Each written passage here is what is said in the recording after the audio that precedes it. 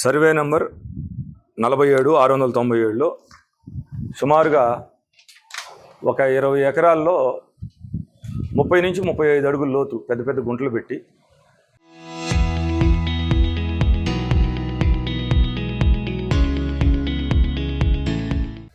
గుంట తవ్వటం అయిపోతే మనకి గ్రౌండ్ వాటర్ తగిలింది కదా, నీళ్లు తగిలితే కరెంటు మోటార్లు పెట్టి అక్కడికి పొలాల్లో కరెంట్ సప్లై లేకపోతే జనరేటర్లు పెట్టి డీవాటరింగ్ చేసి, అంటే అక్కడ ఉన్నటువంటి వాటర్ని బయటకు కొట్టి, నేను లైఫ్లో ఫస్ట్ టైం చూశాను. ట్రాక్టరు ట్రక్ అంత ఉంది, ఒక్కొక్క బకెట్ 200 కాదు, అబోవ్ దట్ రేంజ్. దానికి ఏం పేరు 250నో 300 తెలియదు. 3 బకెట్లు వేస్తే పెద్ద టిప్పర్ నిండుతుంది.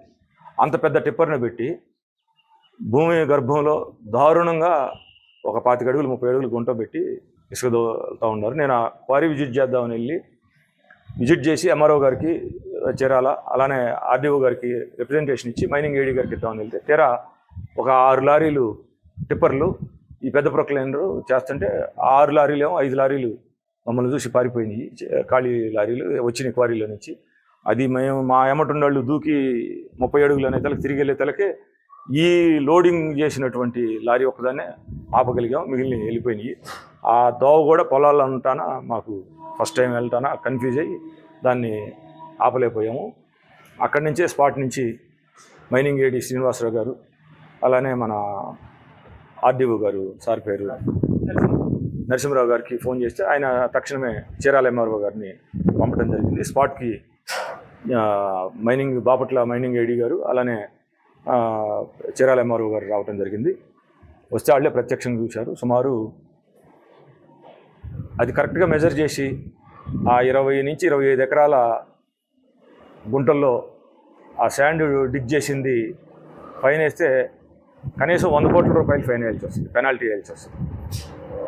అంటే అంత పెద్ద ఎత్తున ఇసుక తవ్వటమే కాకుండా చాలా దారుణంగా పర్యావరణాన్ని దెబ్బతీశారు. మీరు 30 అడుగులు 35 అడుగులు అంటే దగ్గర దగ్గర 10 మీటర్ల పైనే లోతు. ఈ 20 ఎకరాల్లో ప్రత్యక్షంగా వీడియోస్ మీరు కూడా తీసుకున్నారు, మీడియా వాళ్ళు. కొంతమంది ఆంధ్రజ్యోతి, TV9 రిపోర్టర్లు వీళ్ళందరూ కూడా వచ్చిండారు. ఇది ప్రత్యక్షంగా మేము చూసింది. అది ఆపటం, ఈ యాక్టివిటీ చేస్తున్నటువంటి వాళ్ళ మీద క్రిమినల్ కేసు పెట్టి ఎవరైతే ఇప్పుడు వరకు చేశారో దాన్ని ఖచ్చితంగా మైనింగ్ డిపార్ట్మెంటు కొలతలేసి వాళ్ళ మీద ఎవరైతే మూల కారకుడు ఉంటాడో ఆ లారీ డ్రైవర్ మీదో లేకపోతే ఇంకొకటి మీదో కాదు, ఆ యాక్టివిటీ చేసే వ్యక్తి మీద మీరు వాళ్ళ దగ్గర స్టేట్మెంట్ తీసుకొని వాళ్ళకి పెనాల్టీ ఇంపోజ్ చేయమనేది. ఆ విధంగా మైనింగ్ ఏడీ గారు కానీ చేయకపోతే, మైనింగ్ వాళ్ళు పెట్టిన అభియోగం ఏంటంటే రెవెన్యూ వాళ్ళ మీద, మేము అడిగిన వెంటనే వీళ్ళు ఇది ప్రభుత్వ భూమా ప్రైవేటు భూమా అని ఒక అభియోగం పెట్టారు. అది పెద్దగా బేసిస్ ఉన్నటువంటి వాదన కాదు. గవర్నమెంట్ ల్యాండ్ అయితే it is related to revenue department. VRO కూడా కంప్లైంట్ ఇవ్వచ్చు, లేదంటే విఆర్ఓకి కంప్లైంట్ ఇస్తే, ఎందుకంటే విఆర్ఏ వచ్చి గ్రామంలో నివాసం ఉంటున్నారు చాలామంది, విఆర్ఓ కూడా ఉండాలి. They have competency for that specific subject. వాళ్ళు అఫీషియల్ కస్టడీ అయినప్పుడు వాళ్ళకే కాంపిటెన్సీ ఉంటుంది, వాళ్ళు ఇవ్వాలి. ఇవ్వకపోతే పొద్దున్నే వాళ్ళ పై అధికారి చర్య తీసుకోవాలి.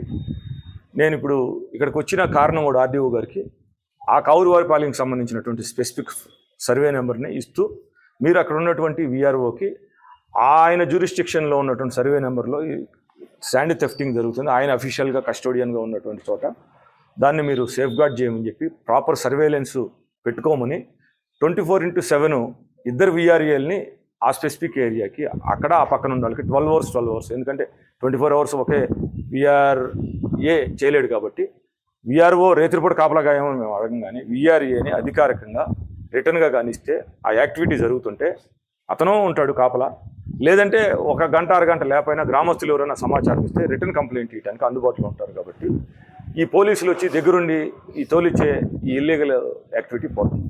ఇప్పుడు ఇక్కడ సమస్య ఏమవుతుందంటే, ఈ శాండ్ యాక్టివిటీలో కొంతమంది అవినీతికి అలవాటు పడినటువంటి పోలీసు వ్యవస్థలో కొంతమంది ఇన్వాల్వ్ అవుతున్నారు. ఎప్పుడైతే ఇల్లీగల్గా ఈ ట్రాన్స్పోర్టేషన్ జరుగుతుందో, ఈ జరిగే క్రమంలో ఆ టోటల్ ఎన్ రూట్లో 4 కిలోమీటర్లకు 2 కిలోమీటర్లకు ఒక్కొక్క సివిలియన్ నుండి ఇల్లీగల్ ట్రాన్స్పోర్ట్ చేయడానికి వీళ్ళు నెట్వర్క్ అంతా కలిసి ఒక కానిస్టేబుల్కి ఎవరన్నా ఆపడానికి కంప్లైంట్ చేయడానికి ప్రజలు వస్తే వీళ్ళందరూ కలిసి పోలీసులతో సహా వాడి మీద దాడి చేసేయడానికి చేస్తున్నారు. పోలీసు వచ్చి మర్డర్ జరగబోతుంటేనో, ఒకరి మహిళని రేప్ చేయబోతుంటేనో, లేకపోతే ఇంకొక దొంగతనం జరగబోతుంటేనో, లేకపోతే గంజాయి అమ్ముతుంటేనో ఆపాలి. కానీ మీరు మర్డర్ చేయనట్లేదు ఎందుకని, రేప్ చేస్తే అడ్డం పడతారేంది, గంజాయి అమ్మనీరేంది అన్నట్టు ఉంటుంది. ఈ ఇసుక అక్రమంగా తోలేవాడిని వచ్చి మీరు సపోర్ట్ చేయటం అనేది పోలీసులు అందరూ నేను అన్ను ఎవరైతే ఈ యాక్టివిటీలు, ఈ నీచమైన యాక్టివిటీలు ఉన్నారో వచ్చి ఈ ప్రాక్టీస్ చేస్తున్నారు. దయచేసి పోలీస్ అధికారులు మీ కింది స్థాయి సిబ్బందిని మీరు వార్న్ చేయండి, ఈ యాక్టివిటీ నుంచి పక్కన పెట్టండి.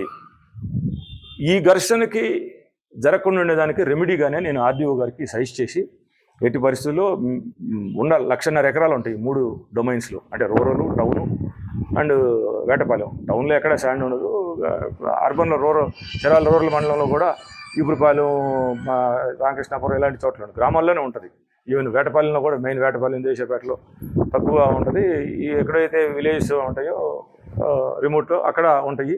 ఒక 10 ఏరియాలోనే ఇల్లీగల్ శాండ్ క్వారింగ్ జరుగుతుంటుంది. కాబట్టి వీటిని ఆపమని చెప్పడానికి స్పెసిఫిక్ ఆర్డర్స్ విఆర్ఓల ద్వారా విఆర్ఏకి ఇచ్చి 24/7 సర్వేలెన్స్ పెడితే అప్పుడు పోలీసుల ప్రమేయాన్ని తగ్గించుకోవచ్చు. పోలీసులు వచ్చి నిజాయితీగా వాళ్ళు ఎందుకు రావాలి, ఎవరికి కంప్లైంట్ ఇస్తే రావాలి, వీడు కంప్లైంట్ ఇస్తే వెళ్తున్నాడు, నన్ను మర్డర్ చేయనట్లేదు వచ్చి ఆపు అంటే, మర్డర్ అంటే వాడు మర్డర్ చేస్తున్నాడు కాదు, దొంగతనం అనుకోండి, ఇసుక దొంగతనం చేయనట్లేదంటే ఈ సివిలియన్స్ ఎవరైతే ఉన్నారో రైతులు కాపలా కాసేవాళ్ళు వీళ్ళు ఫోన్ చేస్తే వస్తున్నారు. ప్రజలకి వ్యతిరేకంగా వీళ్ళు వచ్చి ఎవరిని సమర్థించాలి, వాడిని స్పాట్లో నిజంగా నీకుంటే సీజ్ చేసి తీసుకెళ్ళాలి కదా. బట్ అలా కూడా నువ్వు చేయవసరంలా, నీ డ్యూటీ కాదు అది. నువ్వు అసలు వెళ్లకుండా ఉంటే కూడా ఓకే, ఆ విఆర్ఓను పట్టుకొని వస్తాడు. This is good practice. ఇది స్ట్రిక్ట్గా చేయమని చెప్పి ఆర్డీఓ గారికి అర్జీ ఇవ్వడం జరిగింది.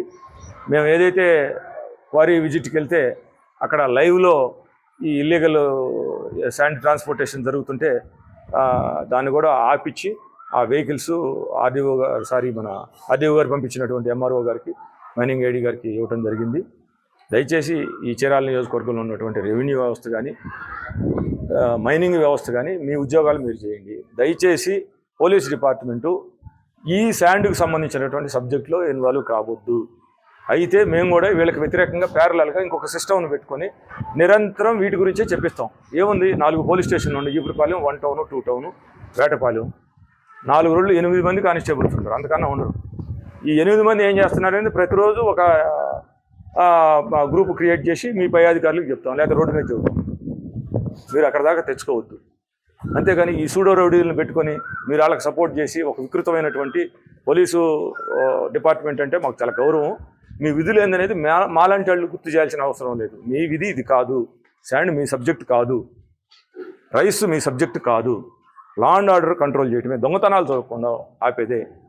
గంజాయి అక్రమంగా ఎక్కడ అంటే ఎస్బీ వాళ్ళ దగ్గర నుంచి, స్పెషల్ బ్రాంచ్ వాళ్ళ దగ్గర నుంచి, ఇంటెలిజెన్స్ నుంచి మీరు ఇన్ఫర్మేషన్ తీసుకొని రెగ్యులర్ సివిల్ పోలీసులు ప్రజల మధ్యలో తిరుగుతూ ఇన్ఫర్మేషన్ వస్తే వాటిని ముందుగా హ్యాండ్ స్పెడ్ చేసి కట్టేలు చేసేది మీ డ్యూటీ.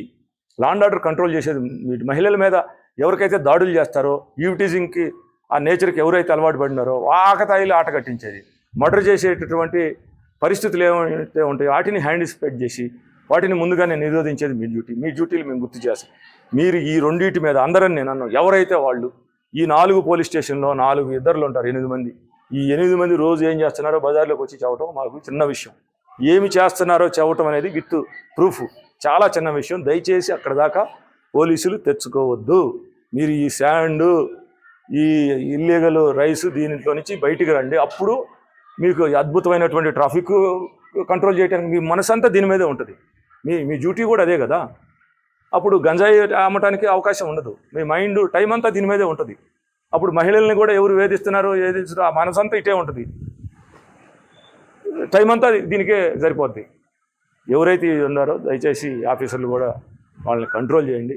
లేదంటే ప్యారలల్గా మేము ఇంకొక ఈ ఇల్లీగల్ పోలీసులు, వీళ్ళు రెగ్యులర్ పోలీసులు కాదు, పోలీసు పేరే కానీ సుబ్బారావు అనేవాడు కానిస్టేబుల్ ఫర్ ఎగ్జాంపుల్, లేకపోతే ఎల్ఐ అనేవాడు కానిస్టేబుల్. ఎల్ఐ ఇర్రెగ్యులర్ యాక్టివిటీస్ చేస్తుంటే అతను కానిస్టేబుల్ కాదు, అతను క్రైమ్ చేస్తున్నట్టు, ఈజ్ ఫిట్ ఫర్ పనిష్మెంట్. అంతేగాని కానిస్టేబుల్ పోలీస్ డిపార్ట్మెంటు స్టేటస్ అతనికి రాదు. మీరు ఈ సూక్ష్మాన్ని గ్రహించండి, ప్రజలు కూడా అర్థం చేసుకోండి. పోలీసులు వచ్చారు, పోలీసు కాదు, క్రిమినల్ నేచర్ ఉన్నటువంటి పోలీసు వచ్చాడు. మీరు ఇది అర్థం చేసుకోండి ప్రజలు కూడా. ఎవరు దీన్ని ఆపాలి, నిరోధించాలనుకునేవాళ్ళు ఆఫీసర్ల దృష్టికి తీసుకెళ్ళండి, వాళ్ళ పయాల దృష్టికి క్వైట్గా ఒక రిటర్న్గా ఇవ్వండి, లేకపోతే మాబోటోళ్ళకి చెప్పండి. లేదంటే ప్రతి వీధిలో చదువుకున్న ఒక అబ్బాయి అంటాడు, ఒక పై అధికారికి వాట్సాప్లో పోస్ట్ చేయమనండి. అంతేగాని మేము క్రైమ్ చేస్తాము, అది క్రైమే. క్రైమ్ కంట్రోల్ చేయటం కోసం పోలీస్ డిపార్ట్మెంట్ని పెట్టారు. ఈ రోజు నుంచైనా అమలవుతాయని నేను కోరుకుంటూ, ఈ ఇల్లీగలు అడ్డగోలు 25 సంవత్సరం, ఇప్పుడు ఇది సముద్ర తీరం ప్రాంతం, ఇక్కడ కేవలం చిన్న చిన్న కమతాల్లో వ్యవసాయం చేసుకుంటా ఈ మధ్యలో వచ్చినటువంటి టూరిజం వచ్చింది, దాని మీద బతకాల్సిందే. చేతి వృత్తులు హ్యాండ్లూమ్ మగ్గాలు పోయినాయి. ఇక్కడేమీ న్యాచురల్ రిసోర్సెస్ లేవు, ఓన్లీ రెక్కల కష్టం మీద చిన్న చిన్న వ్యాపారాల మీద బతకాలి. ఈ దీర్ఘకాలికంగా ఈ ఉపాధి అవకాశాలు ఉండాలి, బ్రతుకుదెరువు ఉండాలంటే వీటిని ఆపాలి. అంతేగాని ఇందులో ఎంతమంది తింటారు, ఎంత డబ్బులు వస్తాయి? ప్రజాప్రతినిధులు అధికారులు కలిసిపోయి మీడియా వాళ్ళు పట్టించుకున్నట్టుండి, ముఖ్యంగా వీటిని ఎన్ఫోర్స్ చేయాల్సినటువంటి సిస్టమ్స్, రెగ్యులేటరీ సిస్టమ్స్ ఖాళీగా ఉండి ఎంఆర్ఓ ఆఫీస్ కానీ పోలీసుల ఆఫీస్ కానీ, ఇది కరెక్ట్ కాదు. ఈ కంట్రోల్ చేయాలని చెప్పి సిన్సియర్గా రిక్వెస్ట్ చేస్తాను.